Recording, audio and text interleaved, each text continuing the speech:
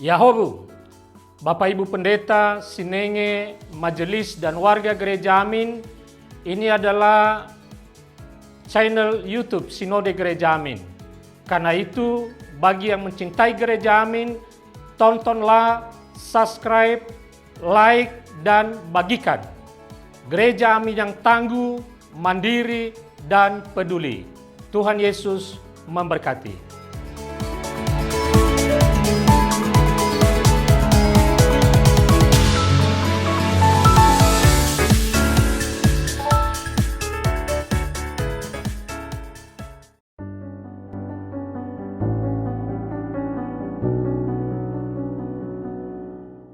Halo teman-teman, jumpa lagi dalam acara Youth for Christ bersama saya Yonatan, dan hari ini kita akan sama-sama merenungkan firman Tuhan yang dituliskan oleh Pendeta Firmanda Tri Permana dengan tema di tengah bisingnya dunia. Sebelum kita sama-sama mendengarkan firman Tuhan, mari kita bersatu di dalam doa. Bapa, kami sungguh mengucap syukur Engkau sungguh baik kepada kami. Yang kini Bapa, kami ingin merasakan kebaikan firman Tuhan lebih dalam lagi dengan merenungkan firman yang datangnya daripada-Mu. Biarlah setiap kata dan kalimat yang kami baca dan dengar itu semua benar-benar kami rasuki di dalam hati kami. Dan biarlah setiap firman yang kami hayati itu semua yang terjadi dalam hidup kami. Terima kasih ya Bapa, hanya di dalam Kristus kami berdoa dan mengucap syukur. Amin. Teman-teman, izinkan saya membacakan Mazmur 29 ayatnya yang ke-11. Tuhan kiranya memberikan kekuatan kepada umatnya. Tuhan kiranya memberkati umatnya dengan damai sejahtera. Teman-teman, ada seorang anak bernama Nadia bekerja di sebuah startup dan aktif di media sosial, terutama Instagram dan TikTok. Setiap hari ia melihat unggahan teman-temannya. Ada yang liburan ke luar negeri, ada yang baru membeli mobil, dan mungkin ada juga yang pamer produktivitas sambil ngopi cantik di kafe estetik. Nah, dia merasa termotivasi. Lalu ia mulai mengikuti jejak teman-temannya. Ia bangun lebih pagi agar bisa foto journaling sambil ngopi dan ikut kelas online agar terlihat produktif. Lambat laun Nadia merasa kewalahan. Ia menyadari bahwa selama ini ia hanya sibuk membangun citra, bukan membangun hidupnya. Semua itu membuatnya tertekan dan kehilangan kedamaian.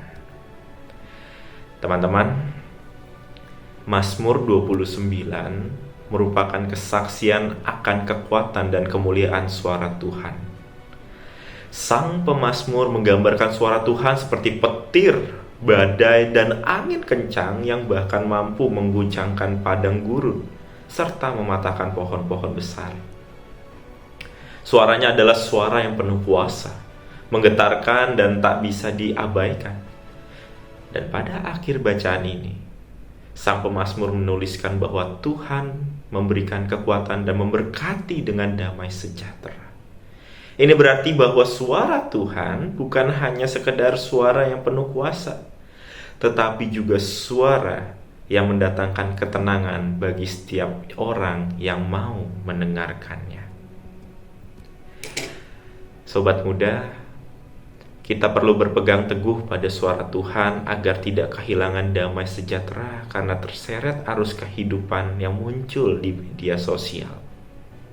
Dengan begitu, kita akan tetap kuat dalam menjalani kehidupan di tengah bisingnya dunia ini.